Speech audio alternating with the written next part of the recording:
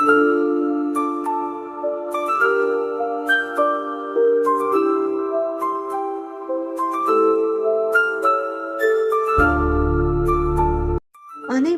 வணக்கம்.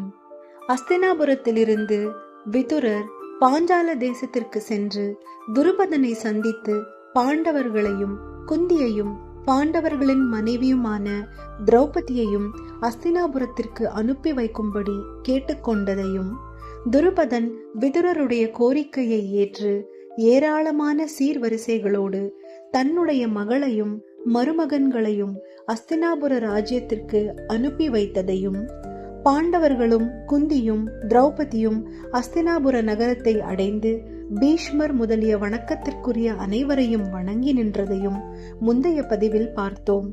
இனி அடுத்த பகுதியை பார்க்கலாம். பாண்டவர்களும் திரௌபதியும் வந்திருப்பதை அறிந்த துரியோதனன் மனைவியாகிய காசிராஜன் பெண் மற்ற திருதராஷ்டிர புத்திரர்களுடைய மனைவிகளுடன் சேர்ந்து பதிவிரதையும் இரண்டாவது லக்ஷ்மியை போன்றவளும் இந்திராணியை போன்றவளும் ஆகிய திரௌபதியை மரியாதை செய்து அழைத்தாள். திரௌபதியும் குந்தியும் திருதராஷ்டிரனின் மனைவியான காந்தாரியை வணங்கினர்.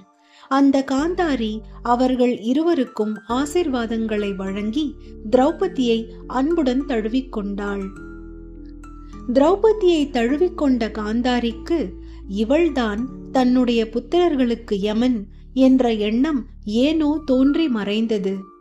பிறகு காந்தாரி விதுரரை நோக்கி, விதுரரே, திரௌபதியையும் குந்தியையும் பாண்டவர்களோடு வெகு சீக்கிரத்தில் சுபமான நட்சத்திரங்கள் கூடிய நன்னாளில் பாண்டுவின் இல்லத்தில் சேர்த்திடுங்கள்.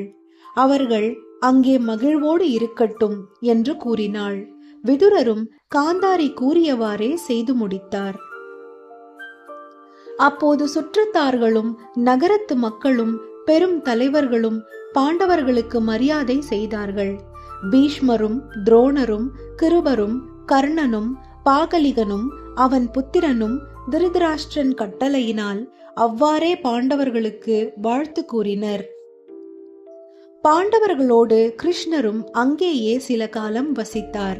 பிறகு ஒரு நாள் பீஷ்மரும் திருதராஷ்டிரனும் கிருஷ்ணனையும் பாண்டவர்களையும் அழைத்தனர். அப்போது திருதராஷ்டிரன் யுதிஷ்டிரனை நோக்கி, யுதிஷ்டிரனே, நான் சொல்லப் போவதை உன் சகோதரர்களுடன் சேர்ந்து கேட்பாயாக. இந்த ராஜ்யம் உன் தந்தை பாண்டுவினால் விருத்தி செய்யப்பட்டது. மக்கள் காப்பாற்றப்பட்டனர். மகாபலசாலியான என் சகோதரன் எனது கட்டளையை ஏற்று செயற்கரிய செய்கையை செய்து வந்தான். அவனைப் போலவே நீயும் என் கட்டளையை ஏற்பாயாக. யுதிஷ்டிரா, என் மைந்தர்கள் அனைவரும் துர் ஆத்மாக்கள், அகங்காரம் கொண்டவர்கள், ஒருபோதும் என் கட்டளையை ஏற்காதவர்கள். அப்படிப்பட்ட இவர்களோடு இனி நீங்கள் இருக்க வேண்டாம். மீறி நீங்கள் அனைவரும் இங்கேயே இருந்தால் உங்களுக்குள் விரோதம் வரக்கூடும். ஆதலால் நீங்கள் அனைவரும் காண்டவ பிரஸ்தம் செல்லுங்கள். இந்திரனால் தேவர்கள் காக்கப்படுவது போல அர்ஜுனனால் நீ காக்கப்படுவாய். அங்கே வசிக்கும் உங்களை எவராலும் பீடிக்க முடியாது. காண்டவ பிரஸ்தத்தை பாதி ராஜ்யமாக பெற்றுக்கொண்டு அங்கே உடனடியாக செல்லுங்கள். கிருஷ்ணனோடும் இதை பற்றி ஆலோசித்து செயல்படுங்கள் என்று திருதராஷ்டிரன் பேசி முடித்தார். திருதராஷ்டிரன் கூறியதை எல்லாம் செவிமடுத்த பாண்டவர்கள் பிறகு கிருஷ்ணரோடு ஆலோசனையில் ஈடுபட்டனர். அப்போது திருதராஷ்டிரன் விதுரரை நோக்கி, விதுரா, அபிஷேகத்துக்குரிய எல்லா பொருட்களையும் சீக்கிரம் சேகரிப்பாயாக. யுதிஷ்டிரனுக்கு இப்பொழுதே ராஜ்ய அபிஷேகம் செய்ய போகிறேன். பிராமணர்களையும் நகரத்தில் உள்ள பெரிய மனிதர்களையும் சங்க தலைவர்கள் அனைவரையும் மந்திரிகளையும் முக்கியமான உறவினர்களையும் அழைக்க வேண்டும். 1000 கோ தானங்களை செய்ய வேண்டும். பிராமணர்களுக்கு மிகுதியான தட்சணைகளோடு முதன்மையான கிராமங்களை தானமாக கொடுக்க வேண்டும். விதுரா, தோல் வலைகளையும் கிரீடத்தையும் மோதிரங்களையும் முத்துச்சரங்களையும் ஹாரங்களையும் பொன் மாலைகளையும் பொன் அரைஞானையும் பொன் பூநூலையும் அரைக்கச்சையையும் கொண்டு வா. புரோகிதர்களான பிராமணர்களால் ஏற்றப்பட்ட 1008 யானைகள் சீக்கிரம் கங்காஜலம் கொண்டு வரட்டும். குந்தியின் மூத்த புத்திரனான யுதிஷ்டிரன் பட்டாபிஷேக நீரினால் ஸ்நானம் செய்த பிறகு எல்லா ஆபரணங்களையும் அணிந்து ராஜ வாகனத்தின் மேல் ஏறிக்கொண்டு உயர்ந்த சாமரங்கள் வீச பொன்னாலும் ரத்தினங்களாலும் இழைக்கப்பட்ட குடையின் கீழ் பிராமணர்களும் அரசர்களும் ஜெய ஜெயவென்று கோஷம் முழக்கம் செய்ய, யுதிஷ்டிரன் இங்கே வருகை தரட்டும். இந்த ராஜ்யத்தை நான் யுதிஷ்டிரனுக்கு கொடுப்பதனால் எனக்கு உபகாரம் செய்த பாண்டுவுக்கு நான் பிரதி உபகாரம் செய்தது போலாகும் என்பதில் சந்தேகமில்லை என்று கூறினார். திருதராஷ்டிரன் பேசியதை எல்லாம் கேட்ட பீஷ்மரும் துரோணரும் கிருபரும் விதுரரும் மிகவும் சரி சரி என்று ஆமோதித்தனர். அதே சமயம், அரசே, நீங்கள் கூறியது மிகவும் சரி, அதை விரைந்து செய்வீராக என்று கிருஷ்ணரும் கூறினார்.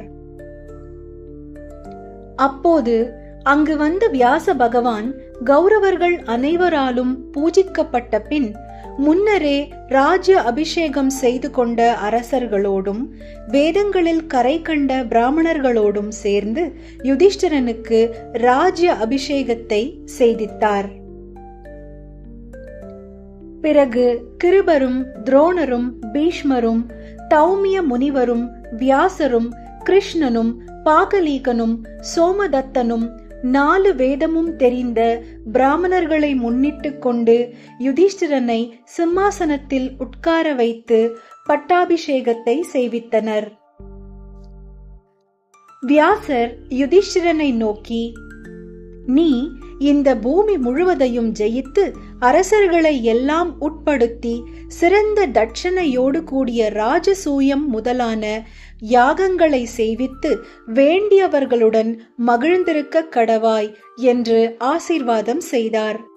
வியாசருக்கு பிறகு அங்கிருந்த அனைவரும் யுதிஷ்டிரனுக்கு ஆசீர்வாதங்களையும் வாழ்த்துக்களையும் தெரிவித்தனர். சிரசில் மணிமகுடமும் உடலில் எல்லா ஆபரணங்களும் அணிந்திருந்த யுதிஷ்டிரன் அனைவராலும் ஜெய ஜெயவென்று துதி செய்யப்பட்ட பிறகு அளவற்ற தனத்தை தானம் செய்தார். மன்னராக அங்கீகரிக்கப்பட்ட யுதிஷ்டிரன் தேவர்களால் தேவேந்திரன் கௌரவிக்கப்படுவதைப் போல கூடியிருந்த அத்தனை அரசர்களாலும் கௌரவிக்கப்பட்டு அரசர்களுக்கு உரிய வாகனத்தில் ஏறி வெண்குடையின் கீழ் இந்திரனை போல விளங்கினார். பிறகு அஸ்தினாபுர நகர மக்களை சந்திப்பதற்காக அந்த வாகனத்திலேயே அனைத்து இடங்களுக்கும் பிரவேசித்து அனைத்து மக்களின் வாழ்த்துக்களையும் பெற்றுக்கொண்டு பிறகு அரண்மனை திரும்பினார். ராஜ்ய அபிஷேகம் செய்யப்பட்ட யுதிஷ்டிரன் அரண்மனை திரும்பிய பொழுது அவரை கண்டு திருதராஷ்டிரன் புத்திரர்களும் அவனை சார்ந்த உறவினர்களும் பொறாமையால் விசனப்பட்டு துயரம் அடைந்தனர். தன்னுடைய புத்திரர்களின் பொறாமை குணத்தை அறிந்த திருதராஷ்டிரன் அனைவரது முன்னிலையிலும் யுதிஷ்டிரனை நோக்கி, யுதிஷ்டிரா, உனக்கு நன்முறையில் ராஜ்ய அபிஷேகம் நடந்து முடிந்தது. ஆதலால் நீ இப்பொழுதே செல். அரசரில் சிறந்த அரசனே, ஆயுவும் புரூர வசுவும் நகுஷனும் யயாதியும் அந்த காண்டவ பிரஸ்தத்தில்தான் வசித்தனர். சிறந்த புஜபல பராக்கிரம் உடையவனே, புரு வம்சத்தவர் எல்லோருக்கும் அதுதான் ராஜதானி. புதனுடைய புத்திரனாகிய புரூர வசுவினுடைய லோப தன்மையினால் ரிஷிகள் காண்டவ பிரஸ்தத்தை அழித்தனர். ஆதலால் நீ காண்டவ பிரஸ்தம் எனும் பட்டணத்தையும் அதைச் சேர்ந்த தேசத்தையும் நன்முறையில் விருத்தி செய்வாயாக. குணங்களால் சிறப்புற்ற பிராமணர்களும் சத்திரியர்களும் வைசியர்களும் சூத்திரர்களும் மற்ற பிராணிகளும் உன்னிடத்தில் உள்ள பக்தியினால் அந்த அழகான பட்டணத்தை அவசியம் அடைவர். அந்த தேசங்களும் வளமுள்ளவை, தனங்களும் தானியங்களும் நிரம்பியவை. ஆதலால் நீ உன் சகோதரர்களுடன் இங்கிருந்து செல்லலாம் என்று திருதராஷ்டிரன் கூறினார். பாண்டவர்கள் அனைவரும் திருதராஷ்டிரனின் சொல்லை அங்கீகரித்து அவருக்கு நமஸ்காரம் செய்து தேர்களும் யானைகளும் குதிரைகளும் காலாட்களுமாகிய சதுரங்க சேனைகளுடன் சிறந்த தேர்களில் ஏறி அங்கிருந்து புறப்பட்டனர். அவர்கள் போகிறதைக் கண்டு நகரத்து மக்கள் அனைவரும் அவர்களிடமுள்ள அன்பினால் அவர்களும் புறப்பட்டனர். பாண்டவர்களுடன் செல்கின்ற அஸ்தினாபுர மக்களைக் கண்டு துரியோதனனும் சகுனியும் பாண்டவர்களுடன் சேர்ந்து யாரும் போகக்கூடாது என்று நகரத்தில் பறை அறிவித்தனர். பிறகு பாண்டவர்கள் கிருஷ்ணனை முன்னிட்டு கொண்டு அந்த இடத்திற்கு சென்று அந்த காண்டவ பிரஸ்த நகரத்தை சொர்க்கத்திலிருந்து நழுவிய ஒரு பாகத்தை போல இருக்கும்படி அலங்கரித்தனர். லோகநாதனாகிய கண்ணபிரான் இந்திரனை நினைத்தார். கிருஷ்ணனால் நினைக்கப்பட்ட தேவேந்திரன் அறிவில் சிறந்த விஸ்வகர்மாவை பார்த்து, இன்று முதல் அந்த நகரம் இந்திரபிரஸ்தம் என்று புகழ்பெற்று பூமியில் உள்ள தேவலோகமாக இருக்க வேண்டும், அவ்வாறு நீ அதை உருவாக்க வேண்டும் என்று கட்டளையிட்டான். இந்திரனுடைய கட்டளையினால் விஸ்வகர்மா பூலோகத்திற்கு வந்து யாவரும் பணியத்தக்கவரான கண்ணபிரானை பணிந்து, நான் என்ன செய்ய வேண்டும் என்று கேட்டார். கிருஷ்ண பகவான் அதை கேட்டு விஸ்வகர்மாவை பார்த்து, இந்திரன் பெயரால் இந்திரபிரஸ்தம் என்று சொல்லப்பட்டதும் அவனுடைய அமராவதி நகருக்கு ஒப்பானதுமான மாநகரத்தை யுதிஷ்டிரனுக்காக நிர்மாணம் செய்வாயாக என்று கட்டளையிட்டார். மகாரதர்களான பாண்டவர்கள் வியாசரை முன்னிட்டு பரிசுத்தமும் மங்களகரமுமான அந்த பிரதேசத்தில் சாஸ்திரப்படி சாந்தி ஹோமம் செய்தனர். பிறகு இதுவரையில் இந்திரபிரஸ்தமாக இருக்கட்டும் என்று சொல்லி அந்த பட்டணத்திற்கு அளவெடுத்து கொடுத்தனர். அவ்வாறு அளவிடப்பட்ட அந்த காண்டவ பிரஸ்தத்தில் விஸ்வகர்மா உத்தமமான நகரத்தை செய்யத் தொடங்கினான். கடலுக்கு ஒப்பான அகழிகளினால் சூழப்பட்டதும் வெண்மேகத்தையும் சந்திரனையும் போன்ற அழகான தோற்றத்துடன் ஆகாயத்தை தொடும் அளவிற்கு உயரமாக நிற்கின்ற மதில்களோடு கூடியதுமான அந்த சிறந்த நகரமானது நாகங்களினால் சுற்றப்பட்ட போகவதி என்னும் நாகலோகத்து நகரம் போல் விளங்கியது. அந்த சிறந்த நகரமானது பிரகாசிக்கின்ற வாயில்களையும் மேகக்கூட்டத்துக்கு ஒப்பான மாளிகைகளையும் கொண்டு விளங்கியது. மேலும் மந்திர மலைக்கு ஒப்பானதாகவும் தகர்க்கப்பட முடியாததாகவும் ஆயுதங்கள் நிரம்பியதாகவும் விளங்கியது. பெரிய வீதிகள் உள்ளதும் தெய்வ குற்றம் இல்லாததும் வெண்மையான பற்பல உயர்ந்த வீடுகளை கொண்டு விளங்குவதும் சொர்க்கத்தை போல பிரகாசிப்பதுமான அந்த இந்திரபிரஸ்தமானது ஆகாயத்தில் நிலையாக நிறுத்தப்பட்ட மின்னலோடு கூடிய மேகக்கூட்டம் போல் விளங்கியது. அந்த நகரத்தில் அழகியதும் சாஸ்திர லட்சணங்கள் பொருந்தியதுமான ஓரிடத்தில் தனங்கள் நிரம்பிய அரண்மனை அமைந்திருந்தது. அந்த அரண்மனை குபேரனுடைய அரண்மனைக்கு ஒப்பாக விளங்கியது. வேதம் தெரிந்தவர்களில் எல்லோரிலும் சிறந்தவர்களும் எல்லா தேச பாஷைகளையும் அறிந்தவர்களுமாகிய பிராமணர்கள் இந்திரபிரஸ்தம் சென்று வசிக்க விரும்பினர். பொருள் ஈட்டும் வணிகர்களும் பற்பல தேசங்களிலிருந்து அவ்விடத்திற்கு வந்தனர். அவ்வாறே எல்லா வகை சிற்பிகளும் அங்கே வாசம் செய்தனர்.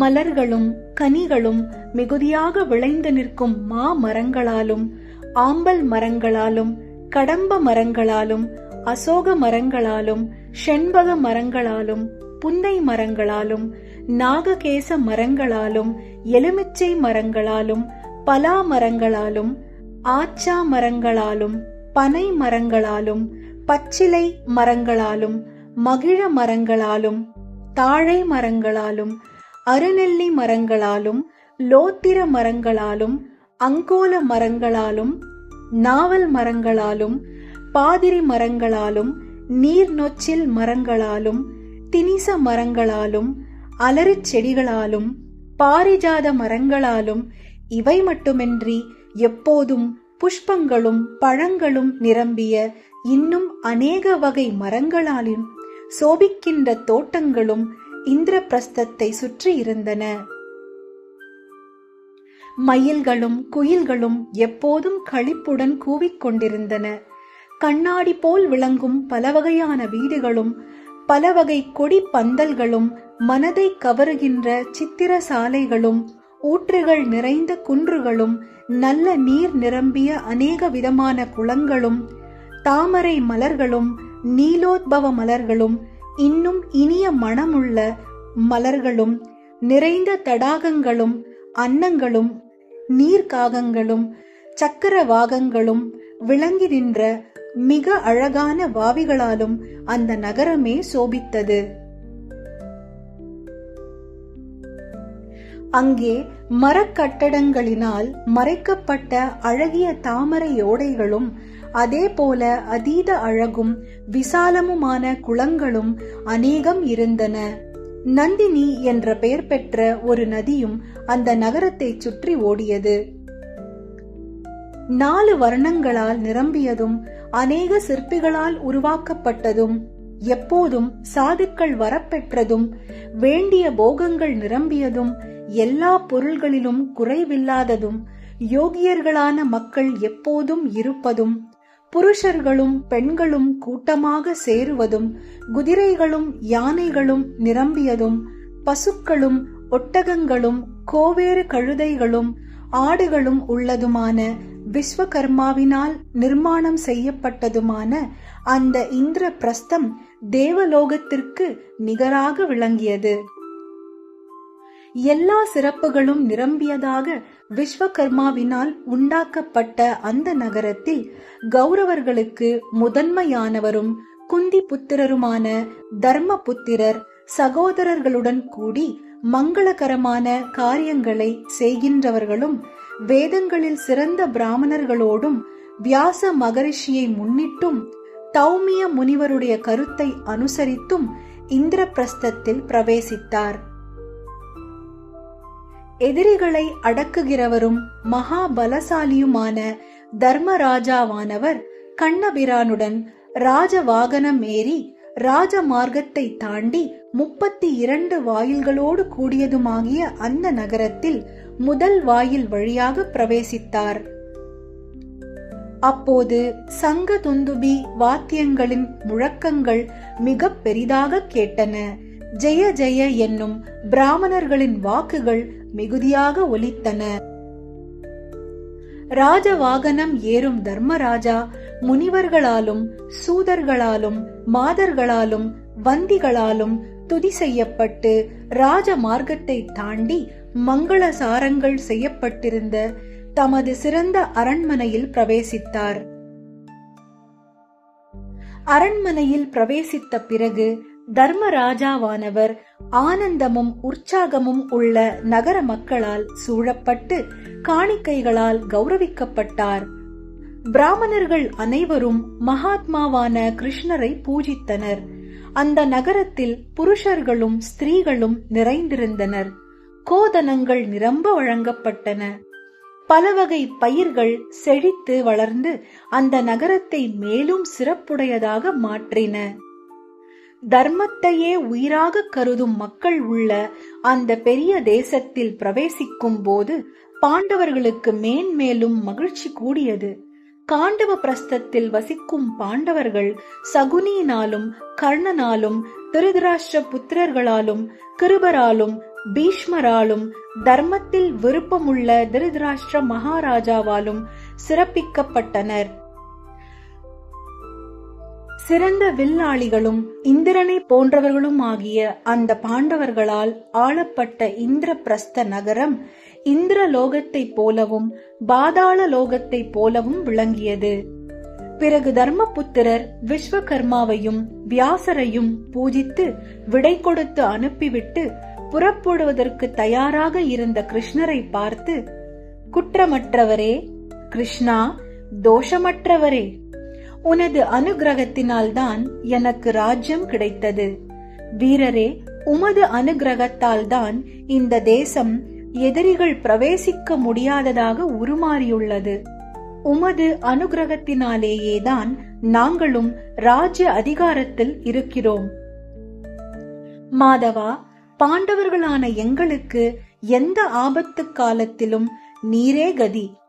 குற்றமற்றவரே, பாண்டவர்கள் விரும்பத்தக்கதும் நீர் ஒப்புக்கொள்ளத்தக்கதுமான காரியத்தை நீரே அறிந்து எங்களை கொண்டு செய்விக்க கடவீர் என்று கூறினார். கிருஷ்ண பகவான் அதை கேட்டு, பிரபுவே, உமது சக்தியினால் தர்மப்படி பெரிய ராஜ்யம் உமக்கு கிடைத்தது. தகப்பன் பாட்டன் வரிசையாக வந்த ராஜ்யம் உனக்கு ஏன் இல்லாமல் போகும்? கெட்ட நடையுள்ள திருதராஷ்டிர புத்திரர்கள் பாண்டவர்களை என்ன செய்துவிட முடியும்? தர்மத்தோடு ராஜ்ய பாரத்தை வகித்து மக்களின் இஷ்டத்தை அனுசரித்து உலகத்தை பரிபாலனம் செய்யுங்கள். கௌரவரே, மேன்மேலும் சந்தோஷமாய் இருக்கும்படி பிராமணர்களை காப்பாற்றும். மகிமை பொருந்திய நாரத முனிவர் இப்போது விரைவில் வருவார். அவர் சொல்லும் சொற்களை வாங்கிக் கொள்ளும். அவருடைய உபதேசத்தை நடத்தும் என்று கூறினார் கிருஷ்ணர். இவ்வாறு சொன்ன பின் கிருஷ்ணர் குந்தியை வந்தனம் செய்து தன்னுடைய நகரத்திற்கு செல்ல அனுமதி வேண்டினார். குந்தி கிருஷ்ணரிடம், கோவிந்தா, நீ நாதனாக இருப்பதால்தான் மிக பெரும் துயரத்தை தாண்டினேன். நாதன் இல்லாதவர்களுக்கும் ஏழைகளுக்கும் முக்கியமான நாதன் நீ அல்லவா? உன்னை பார்த்த மாத்திரத்திலேயே என் துயரங்கள் விலகிப் போகின்றன. மகாஞானியே, இந்த பாண்டவர்களை ஞாபகத்தில் வை. நீ சிந்திப்பதனால்தான் இவர்கள் ஜீவித்திருக்கின்றனர் என்று கூறினாள். கண்ணபிரானும் அப்படியே என்று சொல்லி அத்தையான குந்தியை வணங்கி விடைபெற்று கொண்டு தன்னோடு வந்தவர்களோடும் பலராமரோடும் தனது துவாரகா நகரத்தை அடைந்தார். இதன் பிறகு என்ன நடந்திருக்கும்? யோசித்துக் கொண்டே காத்திருங்கள். மீண்டும் அடுத்த பதிவில் சந்திப்போம். இப்பொழுது நான் உங்களிடமிருந்து விடைபெறுகிறேன். நன்றி, வணக்கம்.